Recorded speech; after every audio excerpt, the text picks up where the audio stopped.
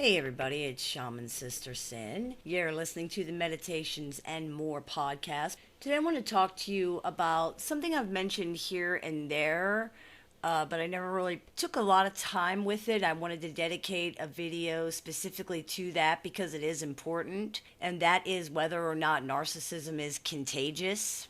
The simple answer is that yes, it is.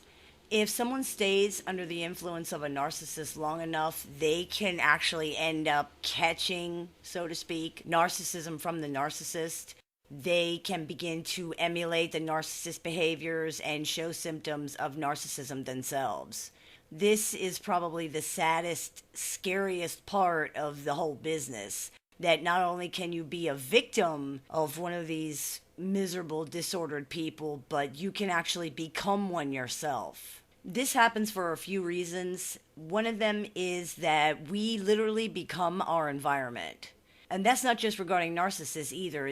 That's true in general. So to put it simply, if you're around selfish, cruel, nasty people, it's very likely that if you were to stay around them long enough, you will also become selfish, cruel, and nasty yourself. And that's because that behavior is accepted in your environment. It's encouraged in your environment. It is rewarded in your environment. It's the norm in that environment.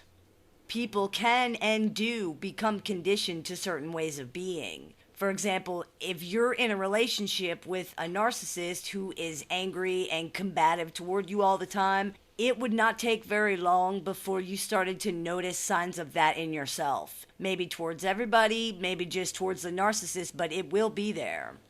After a while, your body and mind start to believe that that's who you are and how you're supposed to react. So that becomes the truth about you. It becomes who you are.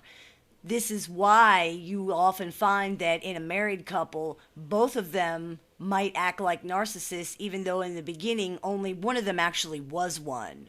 This is sometimes known as folie à deux, which means the madness of two. Another reason is that narcissists have very domineering personalities, and they're trying to effect a sort of a personality swap with their target. They want to steal all of your good qualities and force you to carry all their bad ones. And sadly, sometimes it's successful after a fashion. It's a form of brainwashing. People who are codependent or who don't have healthy boundaries or strong identities or healthy self-esteem can often find that their minds have actually been taken over by the narcissist.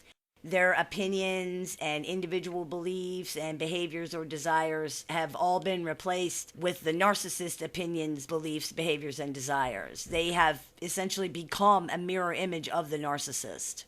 An alternate side of this is that, while of course narcissists can't actually steal the victim's good qualities, they can mistreat and abuse the victim to the point that they make the victim just like they are. You know, angry, miserable, hypersensitive, overreactionary, paranoid, insecure, and 100% positive that no one cares about them.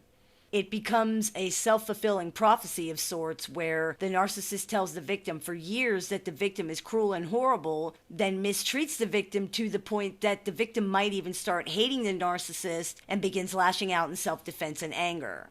After that happens, the narcissist then claims to have been right about the victim all along. Any attempts at kindness from the victim are sneered at by the narcissist or not believed or discounted until the victim simply stops trying. What's the point of trying to be nice or considerate or thoughtful if you're just going to be told that it never happened, or worse, that you have some kind of evil ulterior motive? So the victim begins to purposely mirror the narcissist's cruel, unfair behavior back in retaliation, and because, it's the only possible way to interact with a combative narcissist. If enough time goes by, this will become a part of who the victim is and how the victim behaves in general. Probably the most common reason that people, quote, catch narcissism, besides the environmental norm thing, is that being in a relationship with a narcissist is a loveless, thankless roller coaster ride of emotional despair where nobody cares about the victim's feelings but the victim. The victim is continuously ignored, marginalized, blamed, and mocked until they simply just give up in self-defense. They begin to keep all of their feelings to themselves, and because there's no way to vent or get validated or achieve closure regarding the many traumas the narcissist has put the victim through, the victim becomes hyper-focused on themselves and their own emotions.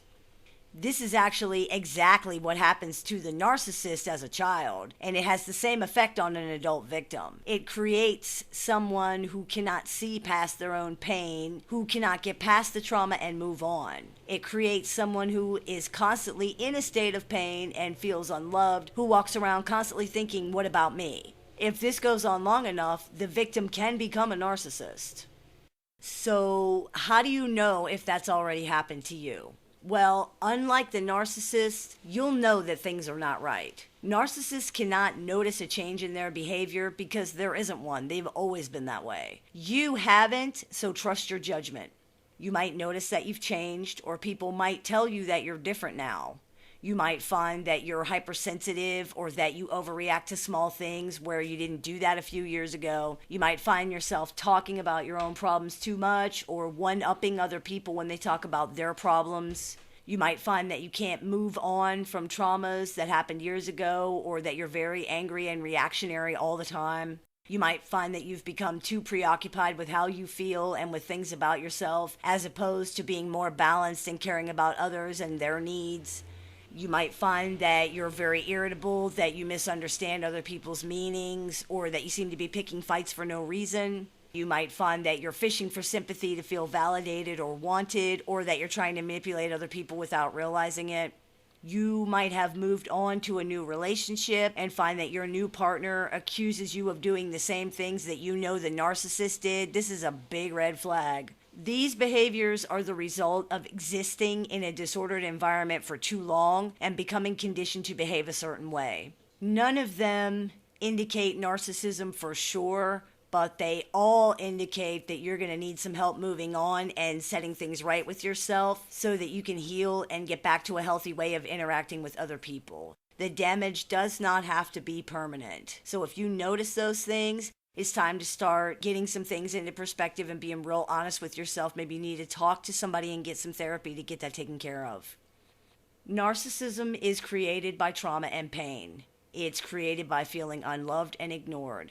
In the absence of a soft place to fall and a loving support system, narcissists become their own soft place to fall and their own loving support system, unfortunately to the exclusion and detriment of any and all other people.